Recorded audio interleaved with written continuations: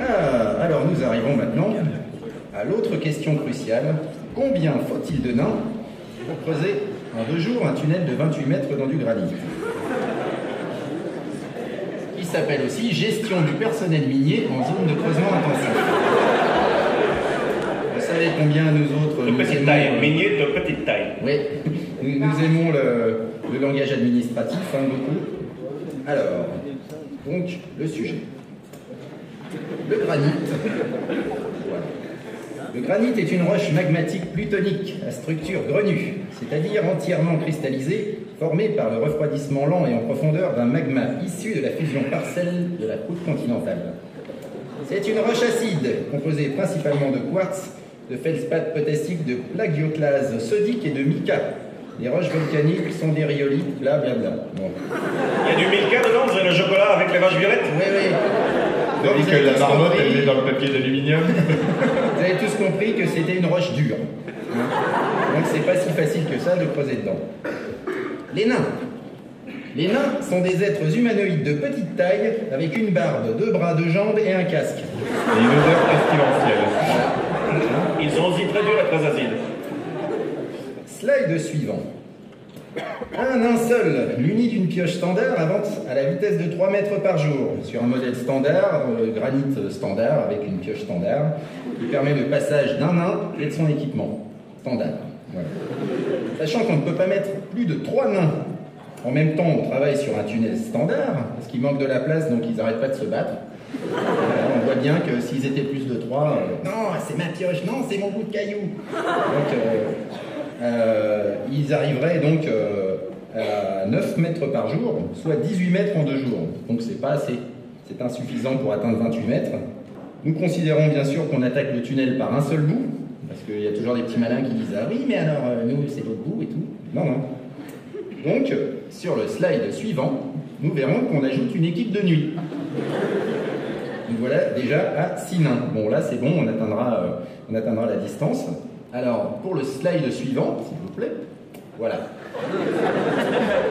Il faut un nain pour approvisionner l'équipe en bière et en nourriture de façon régulière, afin que le travail ne s'arrête pas. Oui, ce qui nous ferait donc 2 nains supplémentaires, un pour le jour et un pour la nuit.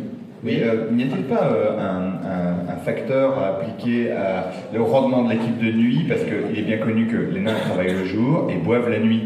Chaque chose en son temps. D'accord. Je vous laisse continuer, professeur. Oui, oui. Voilà. Alors, il est évident qu'un nain quasiment inactif, celui qui apporte la bière, boira 4 fois plus qu'un nain au travail. Puisqu'il aura accès au tonneau, il sera donc ivre et inutile 4 fois plus rapidement. Ce qui fait qu'il devrait être remplacé plus vite qu'un nain qui travaille. Envoyez donc la diapo 6. En conséquence de quoi, un nain pour la journée ne suffit pas, considérant qu'il faut 4 nains par jour et 4 nains par nuit pour assurer le ravitaillement. Donc un par période de 3 heures en gros. Voilà, donc nous avons maintenant 14 nains. Professeur, peut-on tenir compte du fait qu'au bout d'un certain temps, le nain ivre-mort est laissé dans un coin dégrise? À ce moment-là, on peut peut-être le réintégrer dans l'équation. Non, mais non. En fait, parce qu'il va se battre avec les autres et tout, qui diront que c'est leur tour. Alors, ça va devenir compliqué. Vous allez voir, déjà, c'est largement assez compliqué. Alors, la diapo suivante, s'il vous plaît. Les nains de nuit auront besoin d'un cordon de sécurité pour les empêcher de rejoindre la plus proche taverne au lieu de travailler. Parce que la nuit, le nain, il est attiré par la taverne comme ça. Même si on lui apporte de la bière, il va dire « Ouais, mais moi, non, en fait, je vais à la taverne. » Donc, on lui met un cordon de sécurité, donc 3 vigiles pour garder les nains de nuit. Mais qui garde les vigiles à ce moment-là? Parce que les vigiles sont des nains, ils sont attirés dans la taverne. Justement, très bonne question.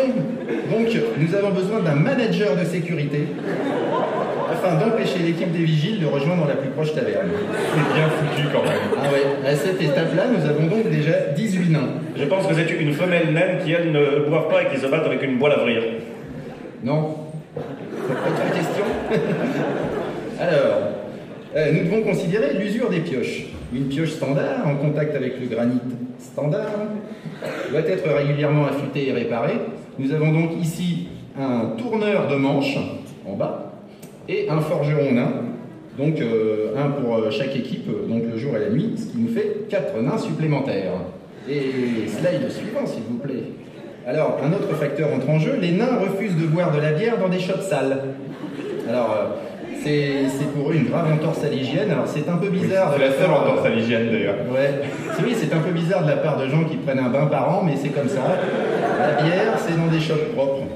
Donc, nous avons besoin d'un plongeur par équipe, soit 2 nains supplémentaires. Mais rappelons que les nains ont un sens de l'hygiène assez développé, puisque quand ils font la cuisine, ils se lavent toujours les mains après avoir manipulé les aliments. Ah oui, je m'en rappelle de ça. Voilà, envoyez donc la prochaine diapositive. Alors, tout se complique. Maintenant que nous avons ajouté des nains, il est clair que l'équipe des vigiles de nuit doit être doublée, afin d'équilibrer les forces pour empêcher tout le monde d'aller à la taverne. Nous ajoutons donc 3 vigiles et un manager de plus pour la nuit. Diapo suivante, s'il vous plaît. Vous avez tous compris qu'il devient évident qu'un nain seul ne pourra pas ravitailler tout le monde de façon satisfaisante. Hein. Ah non, moi j'avais pris cette bière-là, ah non, mais la blonde c'est pour moi et tout. Il faut donc doubler l'équipe de ravitaillement de jour et tripler l'équipe de nuit, à cause des vigiles supplémentaires. Bon, c'est déjà assez compliqué, ce qui nous fait 12 nains de plus. Et diapo suivante, on se rend compte qu'un plongeur ne suffit pas pour laver la vaisselle de tout le monde. Donc on a encore besoin d'un plongeur supplémentaire pour le jour et pour la nuit. Diapo suivante, voilà. Donc à ce stade-là, nous avions 42 nains. Et on se rend compte que finalement, même avec une meilleure vision nocturne que les humains, les nains, c'est quand même pas les elfes, hein, la vision nocturne. Alors, ce qui se passe, c'est quand ils creusent la nuit, bon, bah, je te fous un coup de pioche dans le pied, je te fous un coup de pioche dans l'œil, puis après, les tunnels, c'est pas carré, quoi. Alors, bon, c'est pas rond non plus, c'est un peu bizarre. Donc, il faut une équipe d'éclairage de chantier, donc des porteurs de lanternes. On ajoute 4 porteurs de lanternes pour l'équipe de nuit. Et, qu'est-ce que je disais d'autre? Diapo suivante, s'il vous plaît. Voilà. Alors, la présence d'un grand nombre de nains et de bières au même endroit peut à tout moment dégénérer en bataille. Alors, bon, ça peut être pour diverses raisons. Hein. Oui, mais le tourneur de pioche, il a piqué le marteau du forgeron, et puis le manager, il est pas sympa avec les mecs et tout.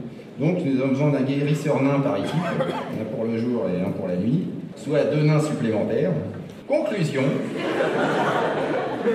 Pour creuser un tunnel de 28 mètres en 2 jours dans du granit, il faut 48 nains. Voilà, vous en savez assez.